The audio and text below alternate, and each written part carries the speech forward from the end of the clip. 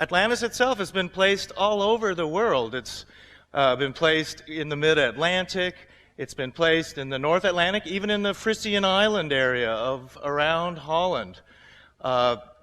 Sites for Atlantis have been between Britain and Ireland and the Irish Sea. Also here at Land's End and the area of Brittany and Carnac area going to southern England.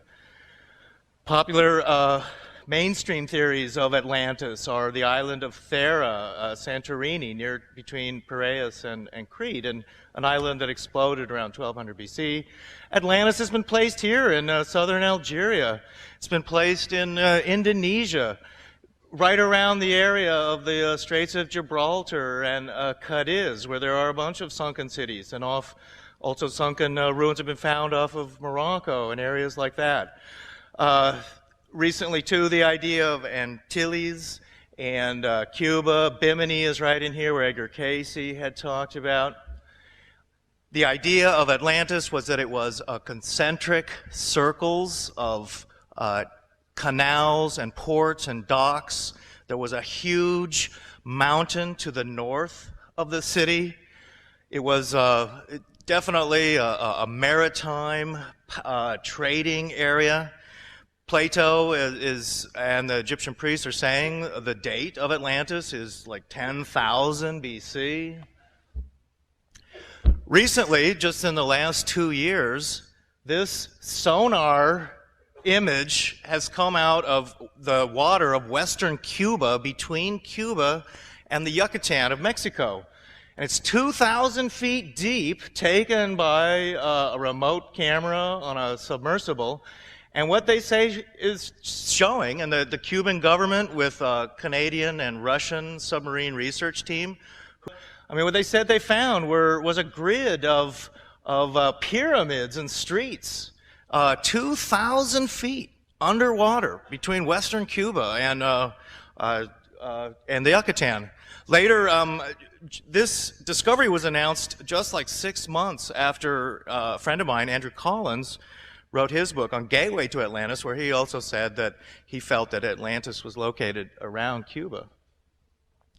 This is a Mayan stele, a frieze that was found by a German archaeologist, Hubert Mahler, apparently in Tikal, in the northern Mayan jungles of the Petén. And it shows what we're kind of talking about around Cuba. There's some cataclysm taking place, volcanoes going off, a giant pyramid on the left is crumbling and falling into the ocean. This man down here is drowning. This guy here is escaping in a boat. This is exactly the story of destruction and cataclysmic submersion of Atlantis. Sadly, like many archaeological things, this has been destroyed. It was destroyed during World War II. It was in the Berlin Museum and was destroyed in the bombing of Berlin.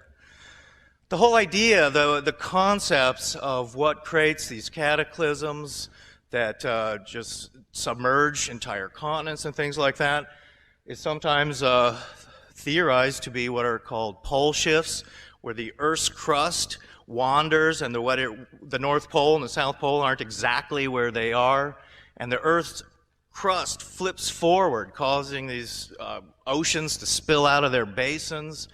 The tectonic plates of the Earth rip and tear, and whole continental shelves rise and fall. This is, in fact, a drawing. One of the earliest theorizers of pole shifts was the English and later American. He lived in the New York, Philadelphia area in his later life, was Colonel James Churchward. And he's the guy who wrote the books about the lost continent of Mu and the children of Mu, still very famous books today. And in fact, he was one of the inventors of stainless steel, and he lived off royalties from inventing stainless steel. The whole idea of how old civilization can be, we can talk about with Stonehenge. A friend of mine, Graham Hancock, who you've all heard about and probably read his books. In Fingerprints of the Gods, he mentions a University of Wales study where they were trying to create a new dating technique. And a lot of, in my opinion, a lot of the dating that goes on is quite erroneous. But one of the things, if we would help us to put together in perspective ancient civilizations, is if we could date when stones were quarried, taken out of their quarries and then erected. The University of Wales started to create a technique like this called chlorine-23 dating. And what chlorine-23 dating would, in theory, show is when stones were taken out of a quarry and then erected and exposed to the air for the first time out of a mass of rock in a quarry. When they took chlorine-23 dating to Stonehenge and they thought they had perfected it, they came up with the date for Stonehenge being built was 23,000 BC. This was the University of Wales doing that. Well, immediately mainstream archaeology said, hey, take your dating techniques back to the lab where you got them and, revise them, because that just can't be the date for Stonehenge.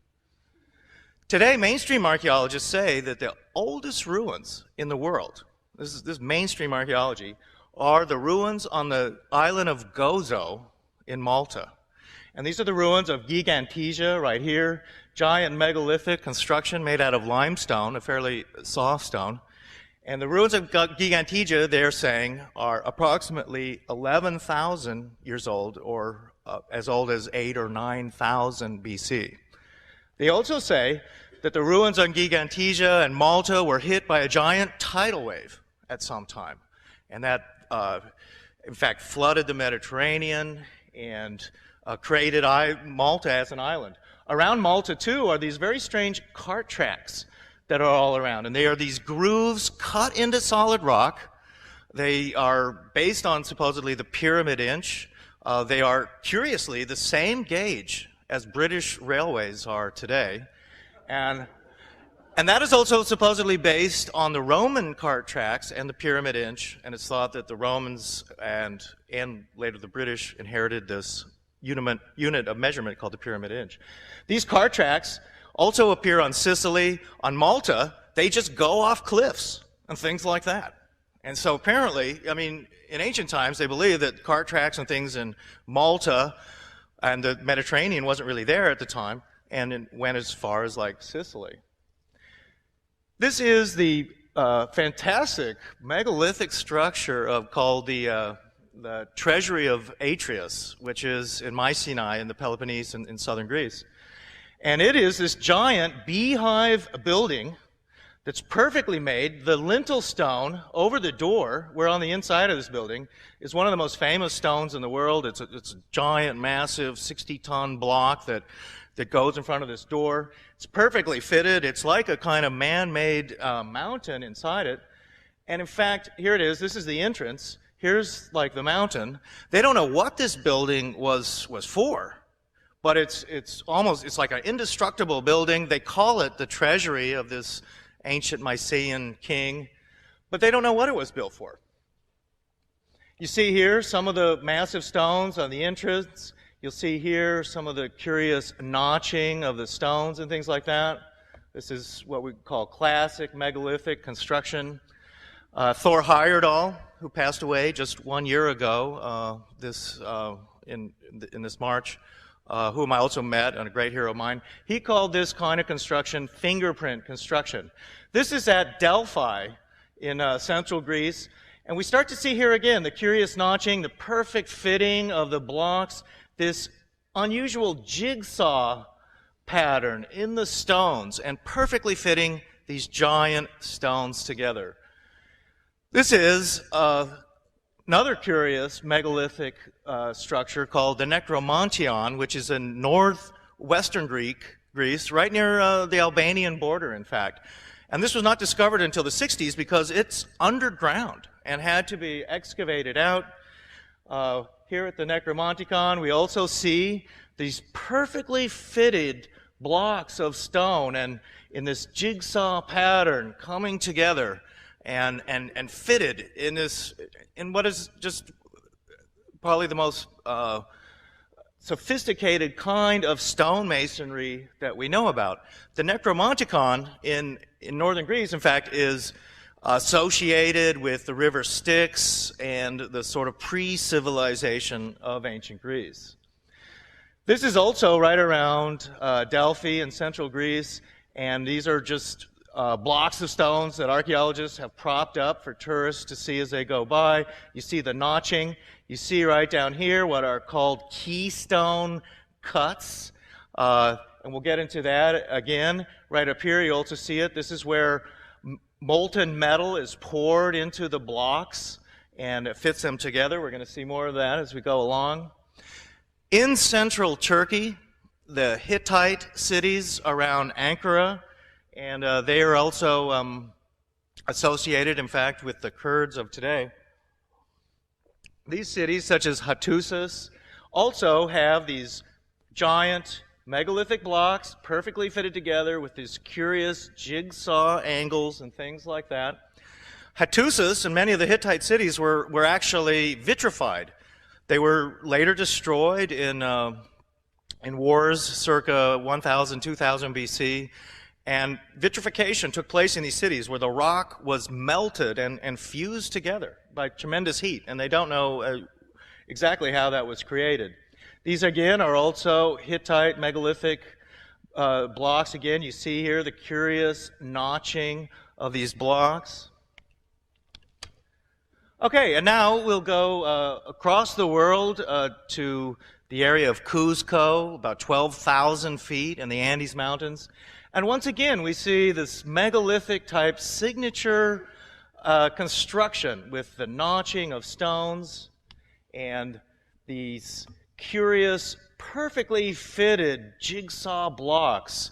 And it's the stonemasons have purposely tried to put blocks together like this, in gigantic blocks as well that weigh 40, 50, 60, even 100 tons together. Here's a street scene in Cuzco, what I believe one of the most ancient cities in the world, still lived in today. You see different levels of megalithic construction, and carrying these curious knobs that are on the blocks, all of it fitted together in a jigsaw. You see other megalithic walls in here that have been fitted up. It's a different kind of stone, probably of a later construction and repair, but still megalithic and ancient nonetheless. This kind of construction is the most sophisticated construction in the world. When giant blocks of stone and granite like this are fitted together and without mortar, they are locked in, and when the shock wave of an earthquake comes and hits these stones, if you had like a building with bricks, you have even blocks, rectangular blocks, and then lines, and then when a shock wave of an earthquake hits, say, a brick structure, it will collapse, and because of the layers and even lines, the shock wave shears and the wall collapses. But with this kind of jigsaw construction, where the blocks are all locked in, even when a terrific earthquake hits these blocks, they move independently, but they're locked together, and these ancient walls just, move briefly during the earthquake, but then fall back in together. It's the most sophisticated construction that we know of today. This is above the hill of Cuzco, the city. This is the tremendous ancient, it's called a fortress of Sacsayhuaman, and it is two of these giant blocks of stone fitted together in these jigsaw patterns, perfectly fitted in. They're massively huge. You see again here, all these things that goes up in layers above the city. It's one of the most amazing sights, really, to see in the world. Every year during the June summer solstice, you will see a huge gathering where people from all over the Andes come and they sit on these ancient walls. They reenact the ancient Inca and pre-Inca sun ceremonies that took place there. Thousands of people are sitting up here on these megalithic walls. It's an amazing sight and something to see. If you ever have a chance to be there during the June solstice, by all means see this. This is actually a satellite photo taken of the eastern Peruvian jungles of the Madre de Dios. This is a Landsat 2 photo. this area today is still largely unknown, and as Lloyd Pye was saying, about 25% of the world's, or even half the world's land is still undiscovered. This area right in here in the satellite showing what looks like an egg carton kind of shape is a series of about 8 large pyramids in the jungle, and the Peruvian army has flown over this area in helicopters and things. Explorers have gone out there to try and get to these pyramids and just completely disappeared. Some people have made it into that area. But it shows that particularly in those eastern slope jungle areas of Peru, there's all kinds of amazing things that are still yet to be discovered. This is the fabulous mountaintop city of Machu Picchu. Machu Picchu is a secret city. It couldn't really be seen. Even the Spanish conquistadors never knew that Machu Picchu was there. It sits on top of a mountain. Machu Picchu is a megalithic city. It's with giant blocks of stone. Also here, again, perfectly fitted together. This wall is starting to pull apart, possibly from earthquakes or settling of the rocks. Even today, Machu Picchu is the most popular tourist destination in South America. It's an amazing site. And it is megalithic, and it has a lot of similarities to the Hittite construction, and we'll see other construction around the world. This is the famous wall of the 3 windows. Once again, you see the beautiful notching of the stones and just the tremendous stonework that goes into work here. Near to Machu Picchu, in the Sacred Valley of the Urubamba River, is the fortress of Ollantaytambo. And at the Ollantaytambo, at the top of that, is a famous Sun Temple. Once again, we see the notching of the stone, the perfect fitting of these blocks.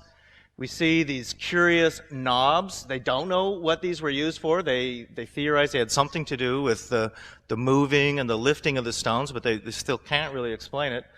Notice here, too, the large lichen patches on these stones, indicating that these stones have been here quite a while. Once again, too, the beautiful just fitting together of these stones. It amazes me, too, whenever I see this, and the knobs, the lichen patches. You can't even slip a piece of paper or a knife in between these stones.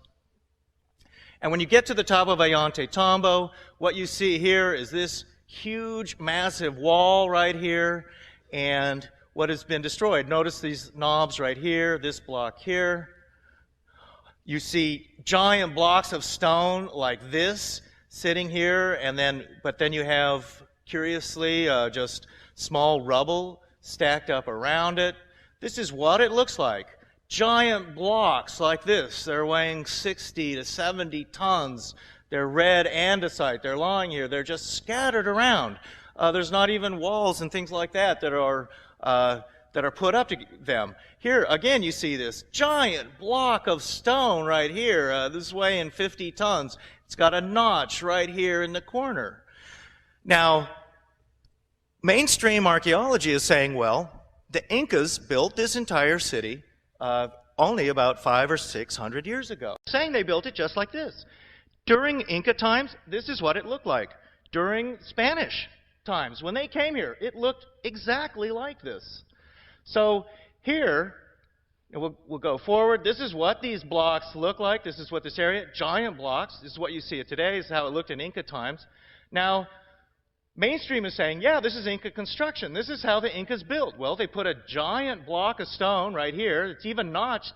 But then, instead of putting another giant megalithic block and perfectly fitting it next to it, they fill it in with these crummy little stones here and there, right here.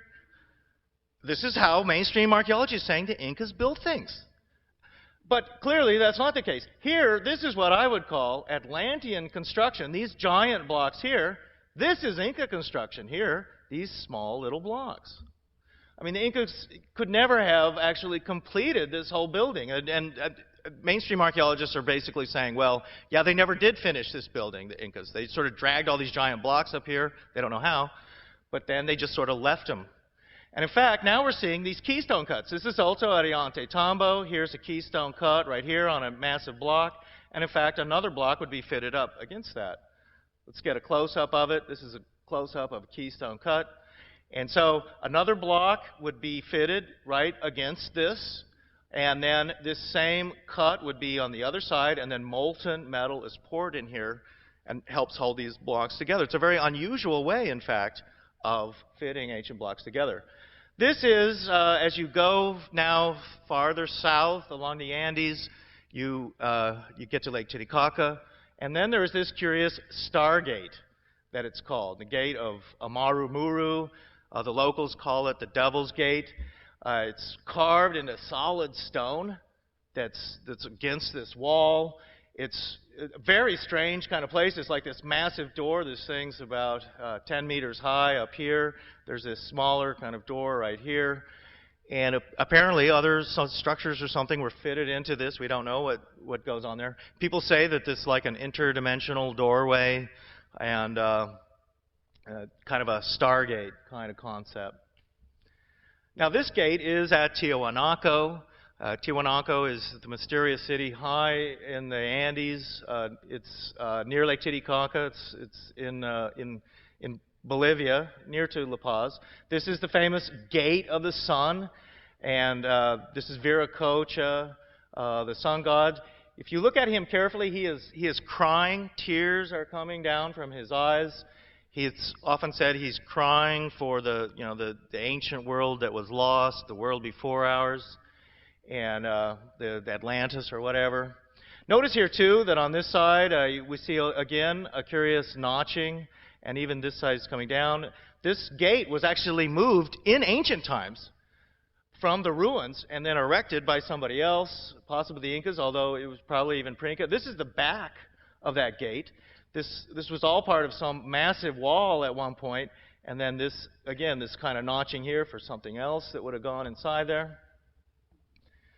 When you go just a couple of miles from the main pyramid area of Tiwanaku, you get to an area called Pumapunku, where you also see massive blocks of red andesite, a very hard type of granite.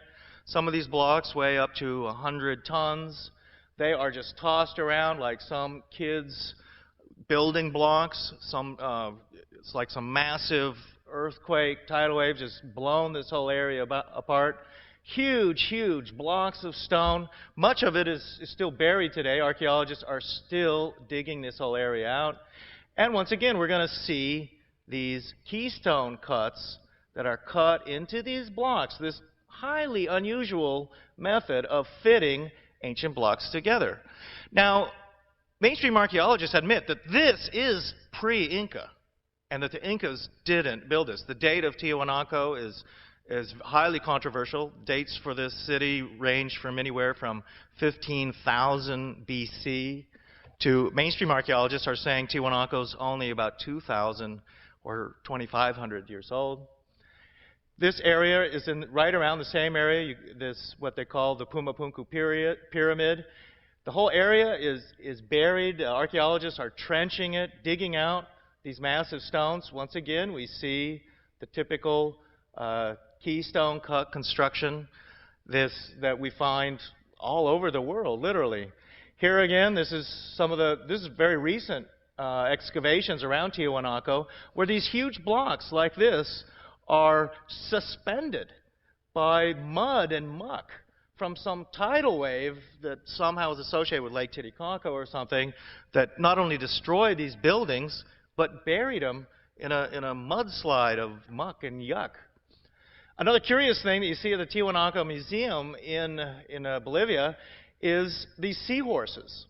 And Lake Titicaca, which today is like 13,000 feet in the Andes, has a seahorse in it, which is, basically an ocean sea animal, and they can't explain how seahorses are in Lake Titicaca, and they didn't swim up some stream up there. So a lot of the early theorists, like James Churchward and others, have theorized that, at one point Lake Titicaca was connected to like the Pacific Ocean. Also at the museum, you see what are the clamps that are for the keystone cuts. This was something, too, that, if you're a wandering tribe and you come along these ruins, megalithic ruins, and you see these little metal clamps that are in there holding blocks together, or were. I mean, they're gone. You know, you're going to stop everything and just pry open these clamps and get them out of there and take them back and make a spear out of them or something. This is also from the Tiwanaku Museum. This is kind of what these guys looked like around Tiwanaku. He's wearing a turban. This is a very famous ceramic pottery. The people in South America wore turbans with knots in front of them, which was said to be a kind of Atlantean-style turban. Curiously, too, this is also what they look like. This is from Tiwanaku, very oriental-looking head. And ceramic. This guy up here has got a mustache and a beard. American Indians have no facial hair, according to anthropologists. So throughout Mexico and South America, depictions of Mayans and Toltecs and Tiwanaku guys with heavy mustaches and beards, supposedly they can't be American Indians. Also here at the Tiwanaku Museum, there's a selection of skulls. Look at some of these skulls. I mean, these people had these very elongated heads. There's this sort of cone head type guys that you can see here. Their cranial capacity was about double of our heads that we have. And this is something you see particularly a lot of in Peru, also in Mexico, is people with these huge, elongated heads. And it's absolutely real.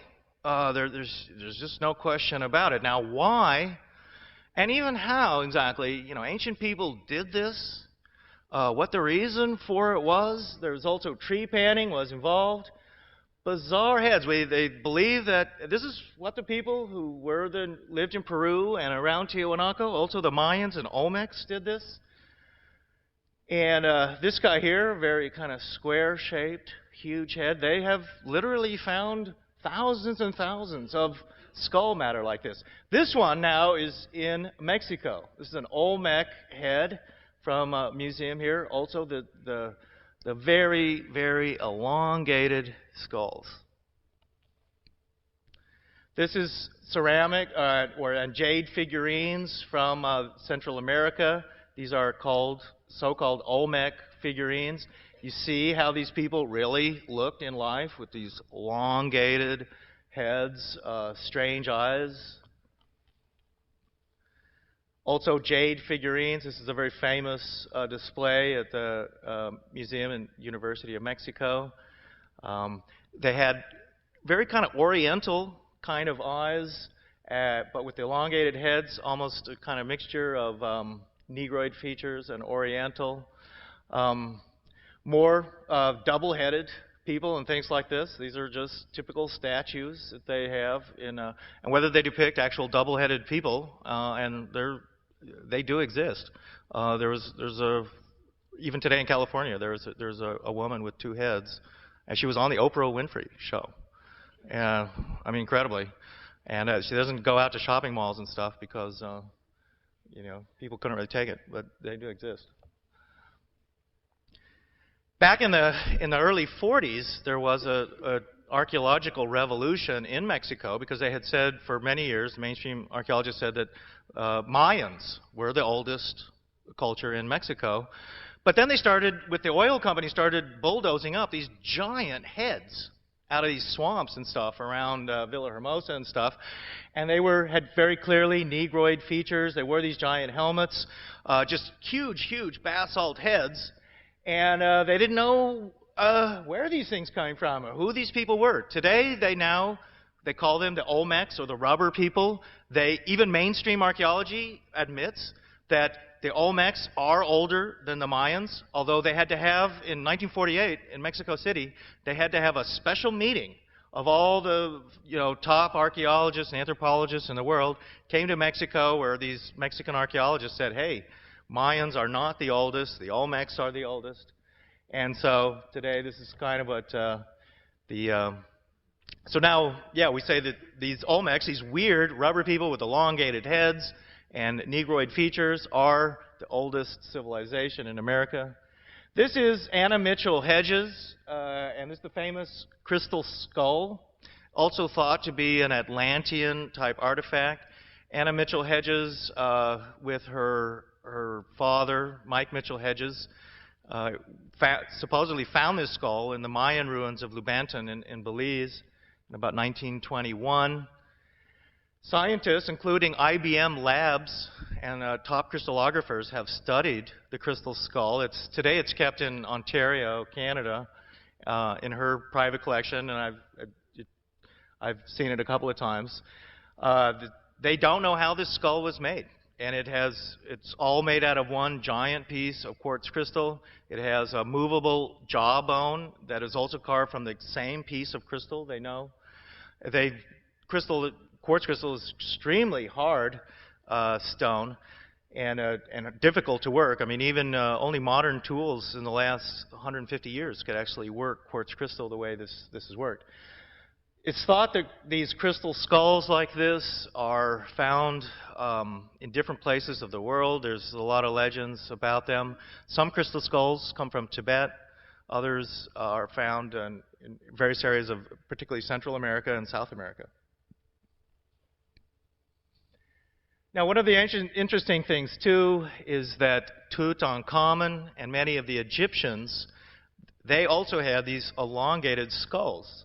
And Tutankhamun's mummy has these elongated skulls. This is, in fact, a young Tutankhamun and his sister, Meritaten. And you'll see here that these are Akhenaten and Nefertiti's kids. And they, too, have these elongated skulls. And we know that the Egyptians did this. Other American Indians also did this elongated skulls, the Flathead Indians in Montana and the Chinook Indians. So we see this similarity of the elongated skulls in Mexico and South America, also in Egypt.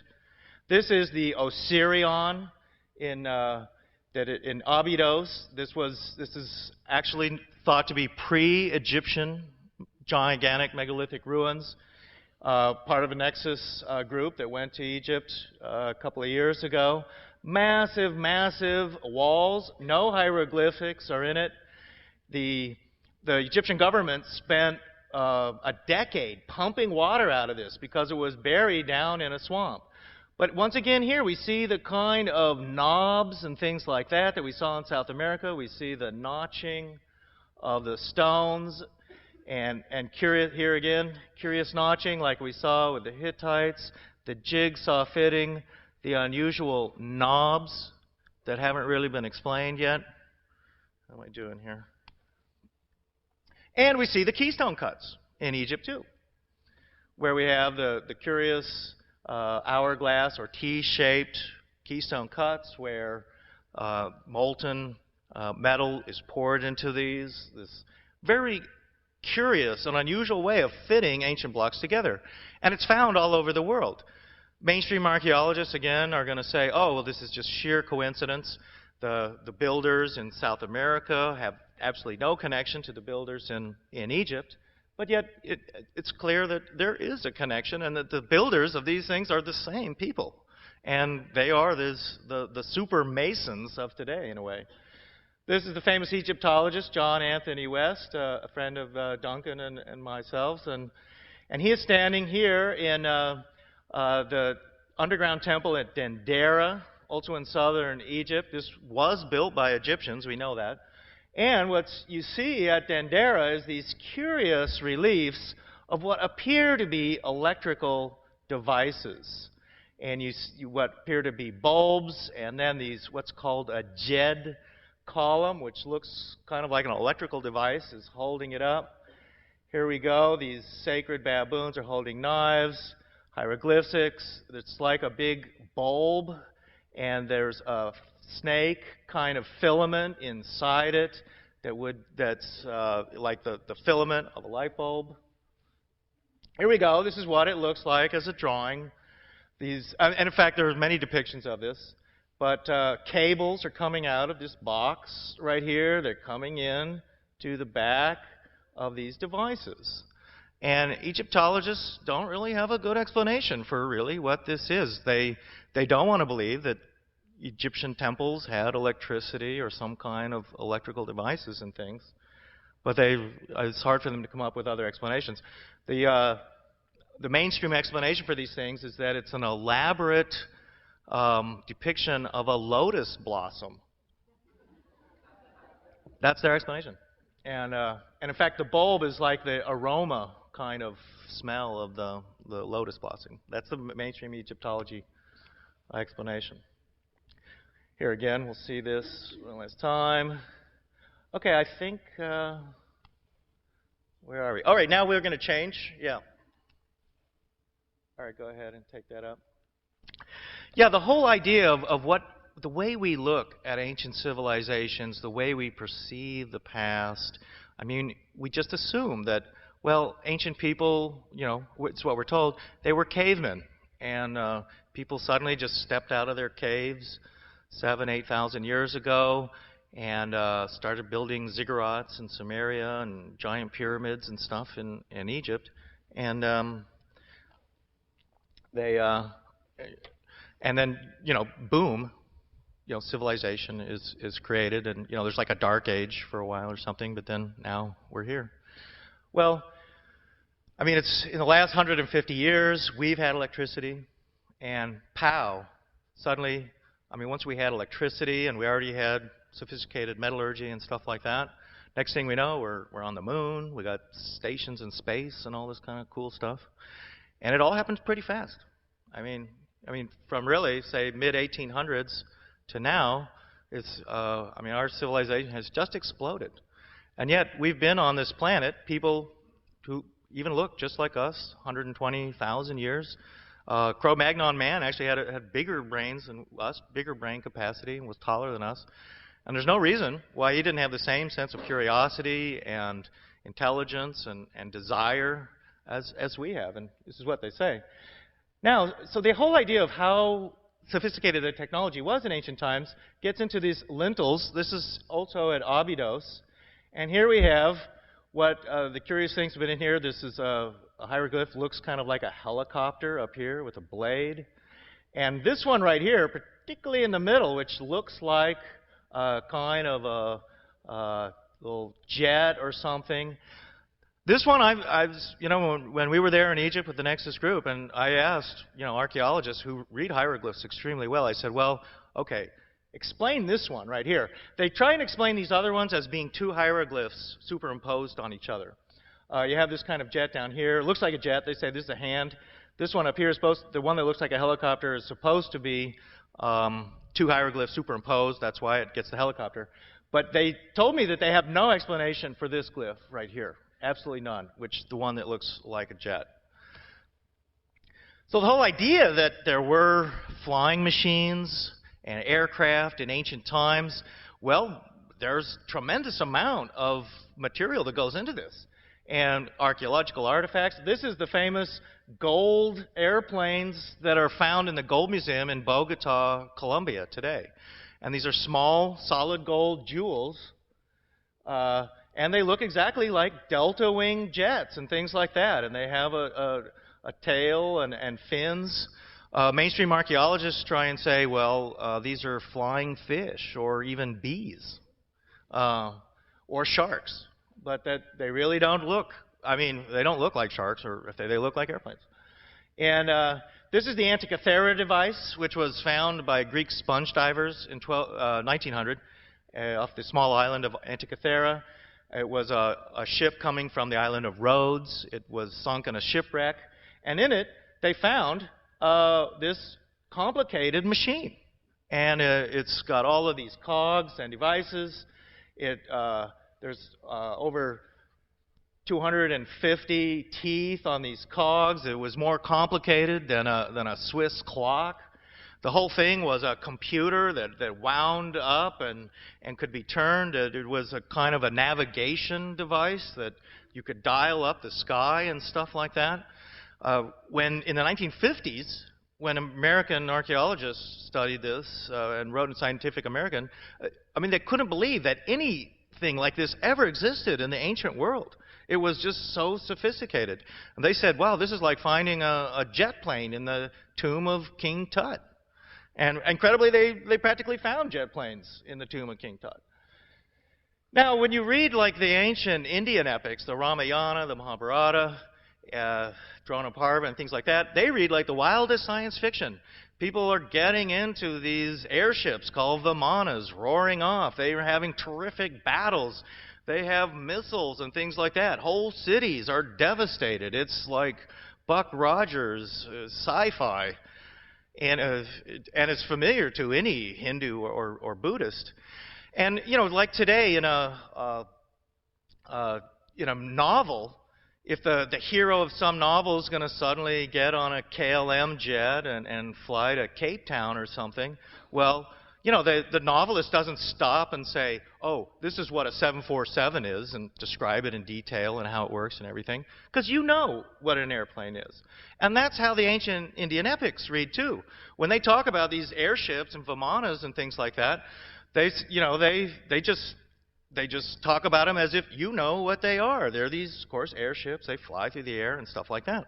Well, in 1908, at the Royal Baroda Library in central India, they actually found an entire book written in ancient Sanskrit that said it was written from older books and things like that, and it was solely about these airships called Vimanas. It was a book that was nothing about except these airships. And it's today, you can buy it. Frontier Sciences sells it back there. The name of it in Sanskrit was the Vimanika Shastra, the treatise on Vimanas. And it was originally translated from ancient Sanskrit by this Subaira Sastri guy. And then in the 50s, it was put into English and modern Sanskrit by a Sanskrit scholar in India named G.R. Joser. And in this book, there were chapters about aerial routes and the pilot, airplane parts, the clothing they wore, the food that they ate while they were in their Vimanas, the metals that were used in the craft, heat-absorbing metals melting, mirrors.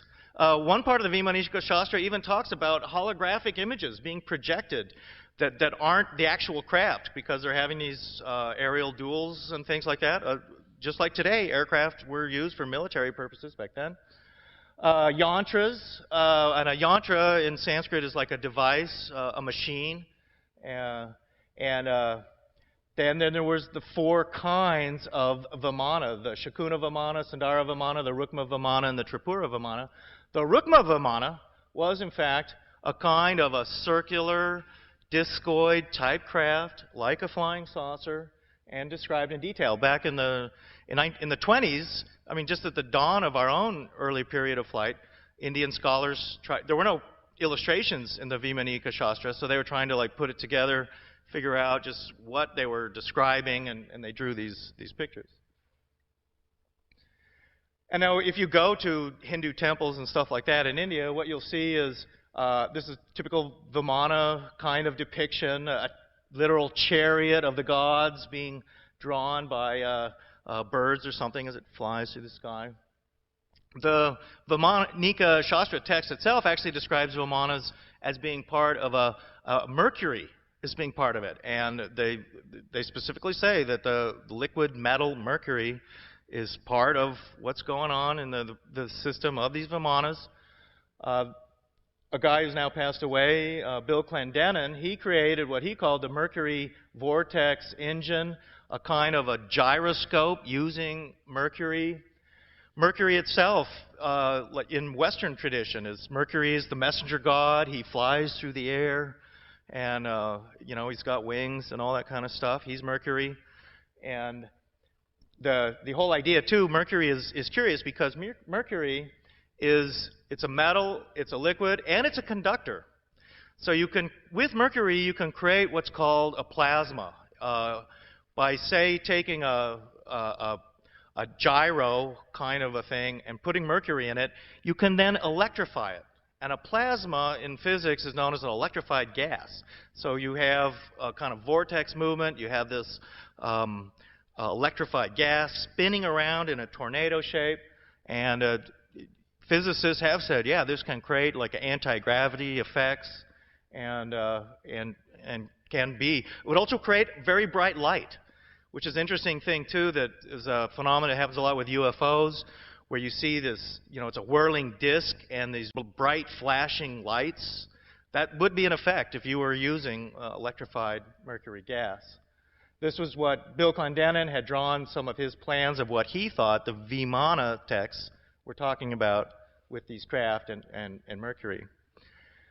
Now, the great Yugoslavian American inventor Nikola Tesla, he is today the inventor of alternate current, the electricity that lights the world today. He's like a suppressed person, and I know there'll be more talks about Tesla coming up later today and tomorrow. He had envisioned this whole concept of these towers broadcasting energy into the atmosphere.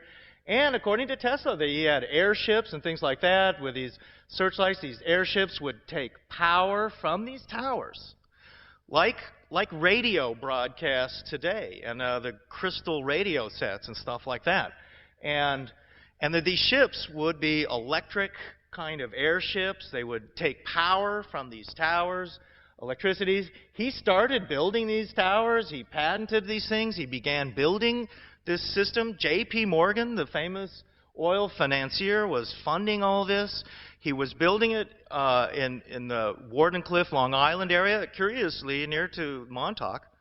And but before he could ever complete these towers, he went bankrupt. J.P. Morgan pulled all the funding from it. Later, the FBI tore these towers down.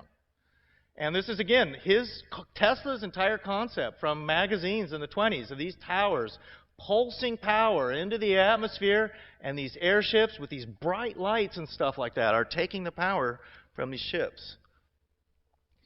Now, a curious group called the Lemurian Fellowship out of California, they maintained in 1940 that in Atlantis were these giant crystal towers, and Edgar Cayce, the famous sleeping prophet of the ARE Foundation in Virginia Beach today, Cayce in his readings, also in the 30s, talked about this, that what he called the terrible crystal, and the crystal that it sent power out to these Vimanas and airships in Atlantis.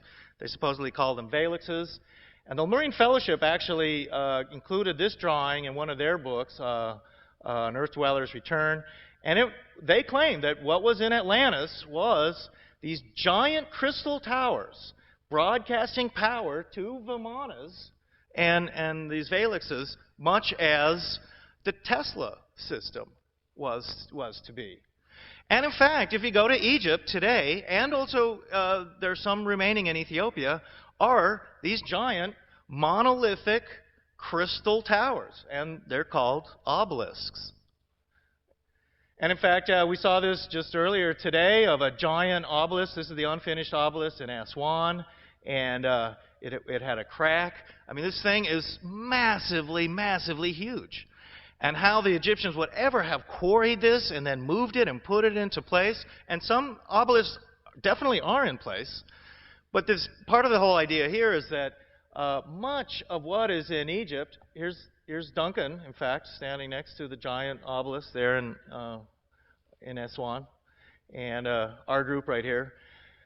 But these obelisks, I mean, they're found all over Egypt. Some are still in their quarries, and the Egyptians used them, but they didn't seem to know exactly, what they were for. And in fact, as I started looking into the whole concept of obelisks and talking to Egyptologists, that became the big question was, well, why did the Egyptians erect obelisks? Why were they important to them?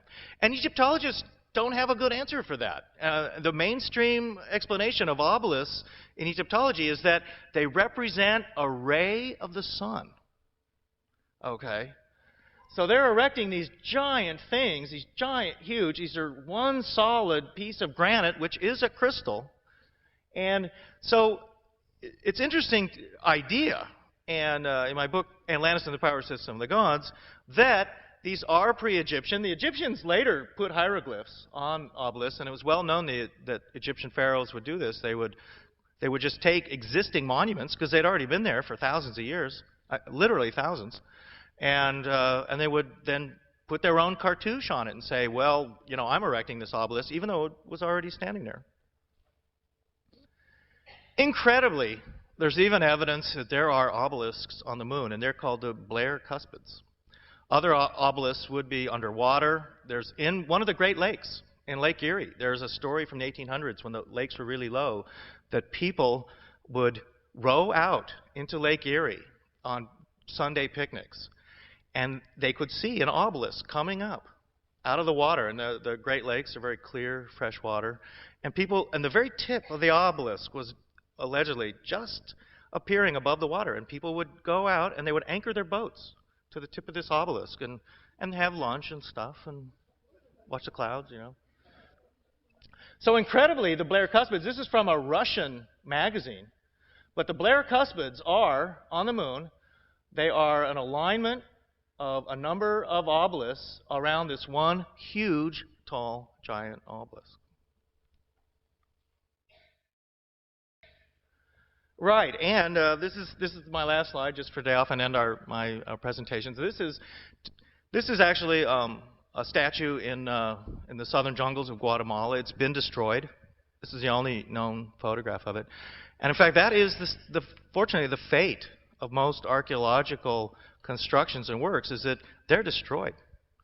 Many times purposely. Libraries are burnt, like the Great Library at Alexandria or the Mayan codexes. The Emperor Qi Huangdi of China, who built the Great Wall, he ordered every book in China destroyed, circa 500 BC. What usually remains of giant cities, like, say, Tiwanaku, only the largest stones that couldn't be moved are still left, because the other stones are taken away, and they were used to build La Paz, things like that. So sadly, I mean, this is part of the thing, is just trying to piece together the past from what little we've really been left with. Okay, so thanks very much.